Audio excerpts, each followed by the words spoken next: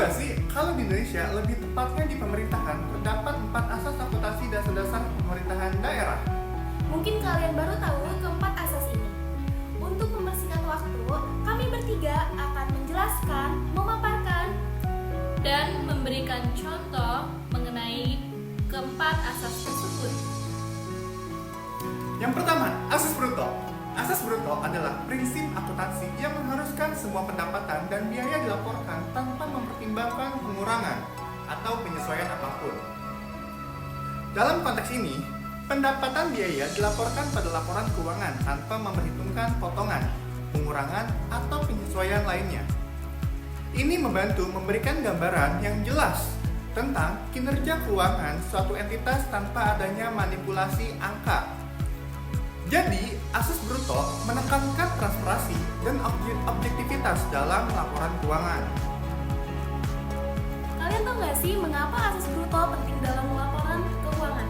Asas bruto penting dalam pelaporan keuangan karena memberikan gambaran yang jelas dan transparan tentang kinerja keuangan suatu entitas. Dengan menerapkan asas bruto, semua pendapatan dan biaya dilaporkan tanpa manipulasi atau menyesuaikan apapun.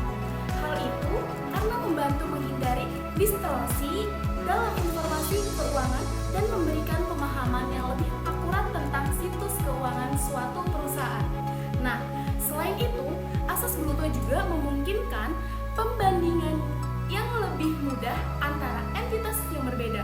Dengan semua pendapatan dan biaya dilaporkan secara langsung tanpa penyesuaian, orang dapat dengan cepat membandingkan kinerja keuangan antara perusahaan tanpa harus memperhitungkan perbedaan dalam perlakuan akuntansi.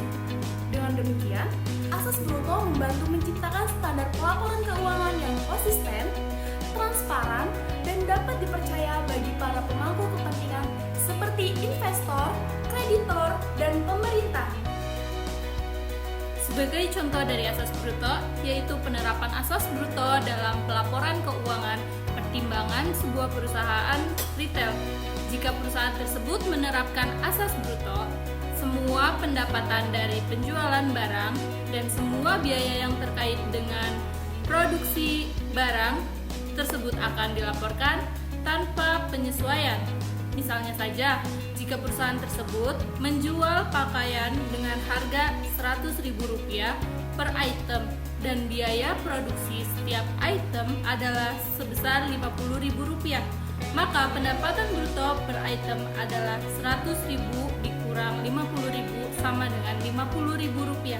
Dengan menerapkan asas bruto, perusahaan akan melaporkan pendapatan bruto sebesar Rp50 tanpa mempertimbangkan biaya operasional lainnya. Dengan demikian, laporan keuangan perusahaan akan mencerminkan pendapatan dan biaya secara langsung tanpa adanya penyesuaian atau manipulasi. Ini dapat membantu para pemangku kepentingan untuk memahami dengan jelas kinerja keuangan perusahaan dan membuat perbandingan yang lebih mudah dengan perusahaan lain yang menerapkan asas bruto yang sama. Yang kedua, ada dana umum. Apa sih dana umum? Dana umum itu adalah dana yang dikelola secara bersama-sama oleh pemerintah untuk membiayai berbagai kegiatan dan program yang menjadi tanggung jawab pemerintah. Seperti yang pertama, pembangunan infrastruktur, yang kedua ada pelayanan publik, dan lainnya. Dana umum ini biasanya berasal dari apa sih?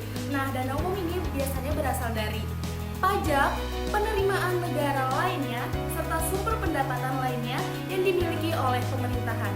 Nah, dana umum sangat penting dalam menjaga keberlangsungan dan kemajuan suatu negara. Apa saja sumber pendapatan lain yang dimiliki oleh pemerintah untuk mendapatkan dana umum? Selain dari pajak dan penerimaan negara, pemerintah juga memiliki beberapa sumber pendapatan lain untuk mendapatkan dana umum, seperti pertama, pendapatan dari BUMN atau Badan Usaha Milik Negara. Pemerintah memiliki saham dalam perusahaan-perusahaan BUMN yang dapat memberikan dividen dan pendapatan lainnya kepada pemerintah. Yang kedua, pendapatan dari sektor energi dan sumber daya alam. Pemerintah bisa memperoleh pendapatan dari kegiatan eksploitasi sumber daya alam seperti minyak, gas, batu bara, dan lainnya. Yang ketiga, ada pendapatan dari sektor pariwisata. Pendapatan dari industri pariwisata seperti pajak hotel, restoran, dan objek wisata juga bisa menjadi sumber pendapatan bagi pemerintah. Keempat, pendapatan dari lelang aset negara. Pemerintah dapat memperoleh pendapatan dari lelang aset negara seperti tanah, bangunan, dan barang-barang milik negara yang tidak terpakai. Kelima, pendapatan dari pinjaman luar negeri. Pemerintah juga dapat mengambil pinjaman dari luar negeri untuk mendukung kegiatan pembangunan dan program-program tertentu. Semua sumber pendapatan ini dapat membantu pemerintah dalam memperoleh dana umum yang diperlukan untuk membiayai berbagai kegiatan dan program penting. Contoh dana umum sebagai berikut.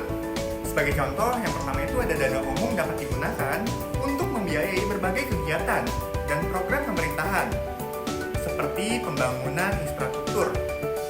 Dana umum dapat dialokasikan untuk membangun jalan raya, jembatan, pelabuhan, bandara, dan proyek infrastruktur lainnya.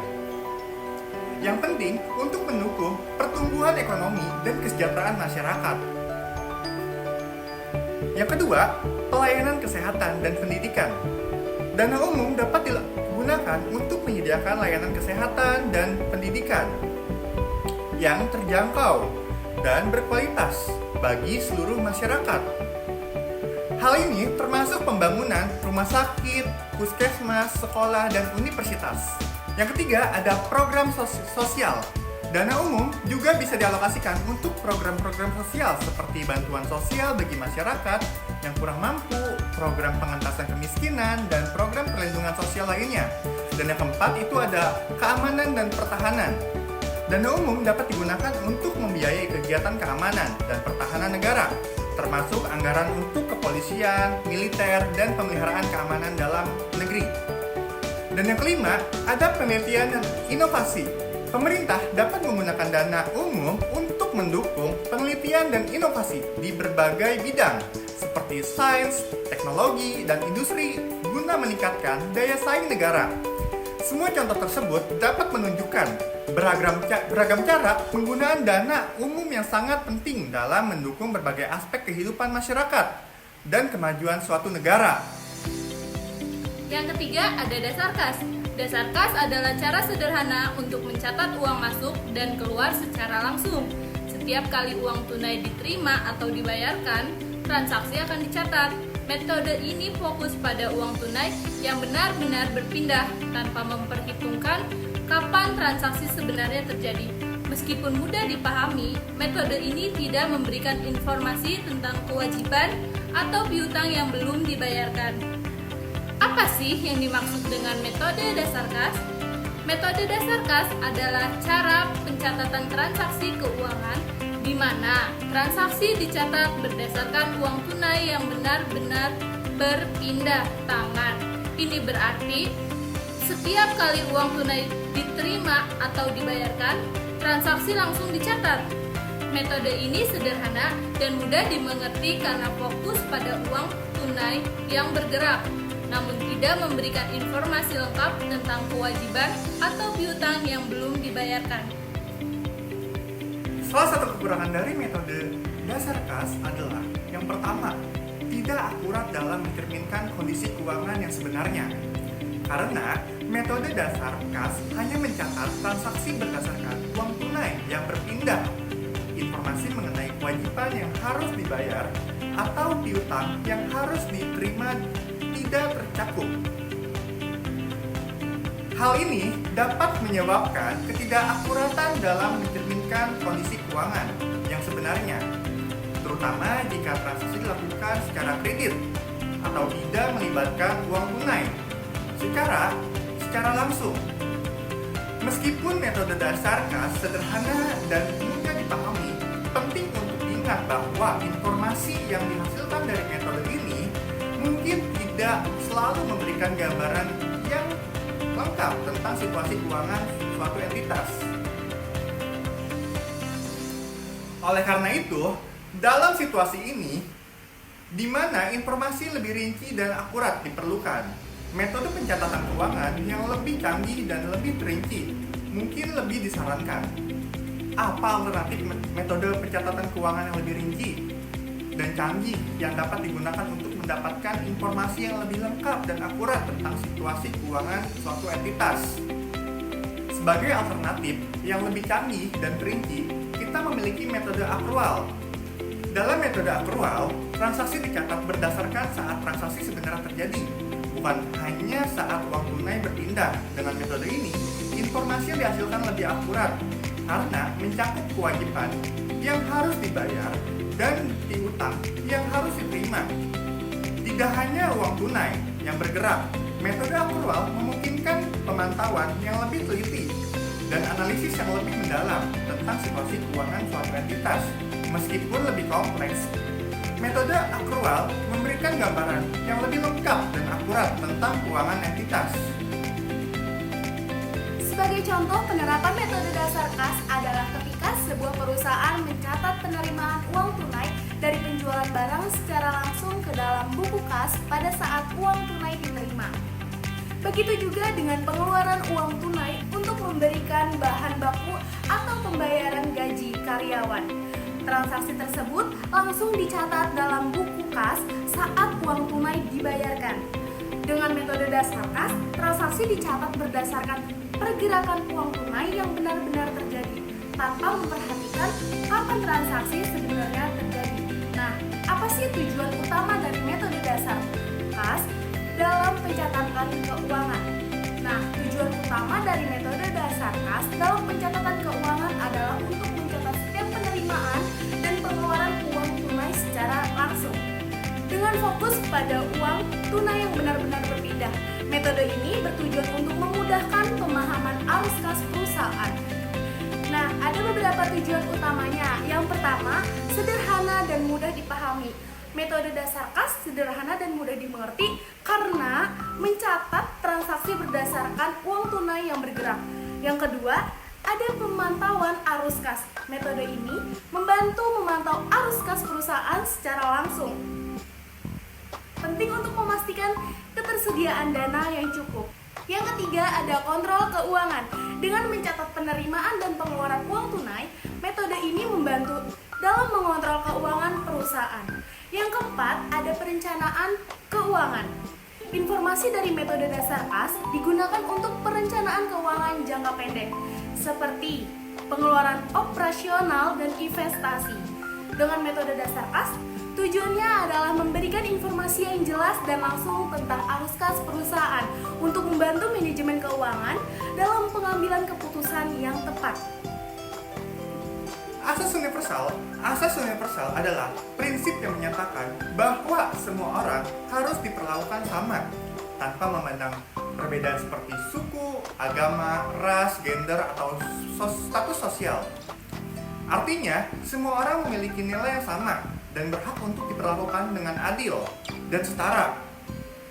Dalam hal keadilan sosial, asas universal berarti bahwa kebijakan dan program pemerintah harus menguntungkan semua orang tanpa terkecuali. Tujuannya adalah agar semua orang memiliki akses yang sama terhadap layanan publik, perlindungan sosial, dan kesempatan yang adil. Asas universal juga penting dalam memastikan bahwa hak asasi manusia setiap individu dihormati dan dilindungi. Semua orang memiliki hak yang sama untuk hidup, kebebasan, dan dihargai sebagai manusia. Prinsip ini menegaskan bahwa hak asasi manusia juga dijaga dengan hormat oleh semua orang dengan menerapkan asas universal. Diharapkan tercipta masyarakat yang inklusif, adil, dan keadilan, di mana setiap orang memiliki kesempatan yang sama untuk berkembang. dan berpartisipasi dalam kehidupan sosial, ekonomi, dan politik tanpa diskriminasi.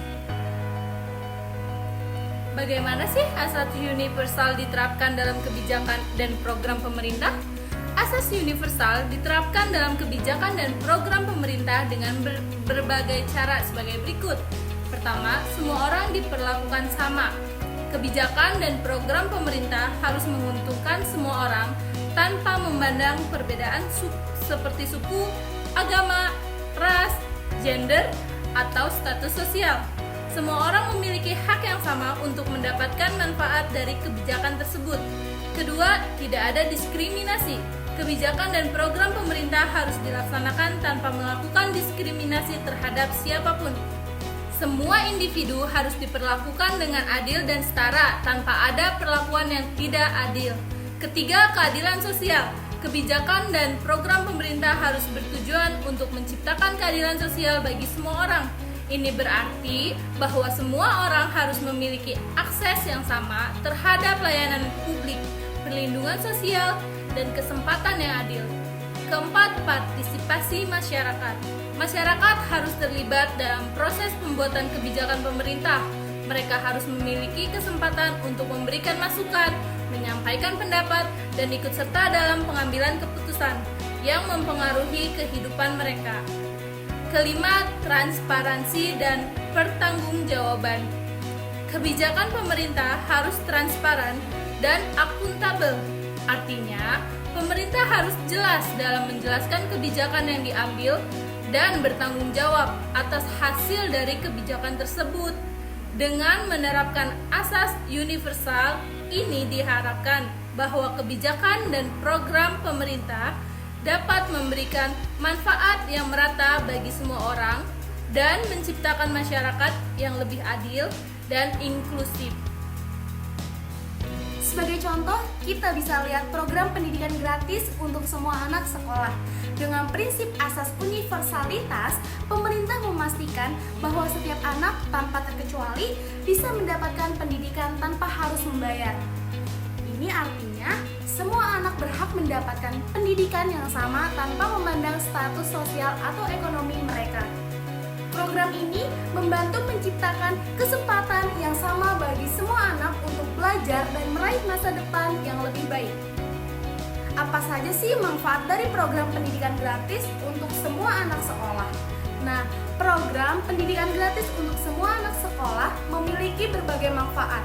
Yang pertama, ada akses pendidikan yang merata. Manfaat yang kedua, ada pengentasan kemiskinan. Dan yang ketiga, ada meningkatkan kualitas hidup. Yang keempat, ada peningkatan partisipasi dan kelangsungan pendidikan. Dan manfaat yang terakhir, yang kelima, ada peningkatan daya saing negara. Mohon maaf apabila ada yang kurang tepat pada penjelasan yang telah kami sampaikan. Sungguh manis buahku ini. Cakep! Habis dimakan sisa 4. Cakep! Kita cukupkan video ini, semoga bisa memberikan manfaat. Indonesia negara hukum dan patuh. Wassalamualaikum warahmatullahi wabarakatuh.